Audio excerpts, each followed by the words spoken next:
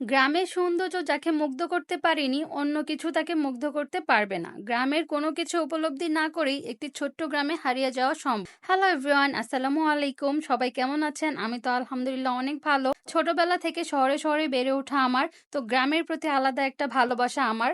গ্রামের মানুষের জীবনযাত্রা কত সহজ সরল, তাদের মধ্যে নেই কোনো ভেদাভেদ, নেই কোনো ঝামেলা। তাদের সহজ সরল জীবনযাপন আমার তো খুবই ভালো লাগে। তো আমি যখন গ্রামে যাই তো আমি চেষ্টা করি গ্রামের সবকিছু ঘুরে ঘুরে দেখা। আমার তো খুবই ভালো লাগে। আমার শ্বশুর ব্যবসা নিয়ে ব্যস্ত থাকার কারণে আমাদের শহরের বেশিরভাগ জমি খালি পড়ে থাকে, তেমন চাষ করা হয় না। তো আমাদের ভাটার ম্যানেজারগুলো ওই খালি জমিগুলোর মধ্যে চেষ্টা করে তারা টুকটাক সবজি রোপণ করার জন্য, সিজনাল যে সবজিগুলো হয় সেগুলো রোপণ করার জন্য। তো যখন আমি শুনেছি আমাদের এবার ভুট্টা ক্ষেত মানে ভুট্টা লাগিয়েছে ওই জমিগুলোর মধ্যে, তো আমি আমার জামাইকে বলছিলাম বারবার আমাকে নিয়ে যাও সেখানে, আমি ভুট্টা খেতে যাব এবং নিজের হাতে ভুট্টা ওঠাবো। তো আমি তাকে অনেকবার বলার পরে সে নিয়ে আসলো আমাদের ভাটার অপোজিটে এই জমিগুলো। তো আমি, আমার হাজবেন্ড, আমার দেবর, আমরা তিনজনে মিলে চলে আসলাম এখানে।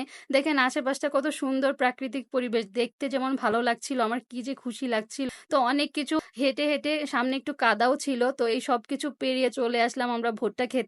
তো মাঝখান দিয়ে জমিও ছিল, এগুলো একটু কাদা ছিল, এগুলো পেরিয়ে পেরিয়ে চলে আসলাম ভুট্টা খেতে। তো দেখতে এত বেশি ভালো লাগছিল, কত সুন্দর সুন্দর ভুট্টা হয়েছে। তো আমি ছিঁড়ছিলাম, কিভাবে ছিঁড়তে হয় সেটাও আমি বুঝতেছিলাম না। তো অনেকক্ষণ আমার হাসব্যান্ড দেখিয়ে দেওয়ার পরে আমি ছিঁড়ছিলাম। আর এই ভুট্টাগুলো এত সুন্দরভাবে হয়েছিল, একটু বড় বড় হয়েছিল।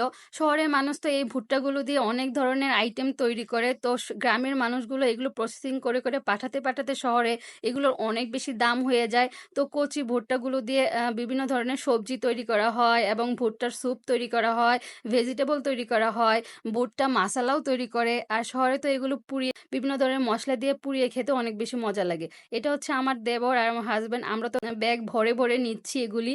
তো অনেক বেশি নিচ্ছি আর ছিলে ছিলে দেখছিলাম পরিপূর্ণ হচ্ছিল কিনা। তো দেখলাম না, মাসাল্লাহ অনেক ভালো পরিপূর্ণ হয়েছে সবগুলো ভুট্টাই। তো অনেক বেশি ওই দিক দিয়ে খেত ছিল, অত ভিতরে যায়নি, একটু ভয়ও লাগছিল কেমন জানি। তো আশেপাশে যেগুলো ভুট্টা আমরা পেয়েছিলাম আমরা ব্যাগ তো ভর্তি করে নিয়েছি, এই যে অনেকগুলো ভুট্টা নিয়েছিলাম। তো এদিক দিয়ে আসার সময় গ্রামে জঙ্গলে কত সুন্দর সুন্দর অজানা কিছু ফুল ফুটে থাকে যেগুলো আমরা নামও জানি না। তো এই ফুলটা দেখে আমার এত বেশি ভালো লাগছিল, কি সুন্দর দেখেন, কত সুন্দর পার্পল একটা কালার। এই ফুলগুলোর আমরা নামও জানি না, কিন্তু দেখতে কত সুন্দর।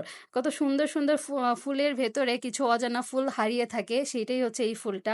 তো আমরা বাসায় চলে আসলাম, এবার প্রসেসিং করছি, এগুলো ছিলে ছিলে আমি দেখছিলাম সবগুলা কিছু ঢাকায় নিয়ে যাব আর কিছু এখানে পুড়ে পুড়ে খাবো।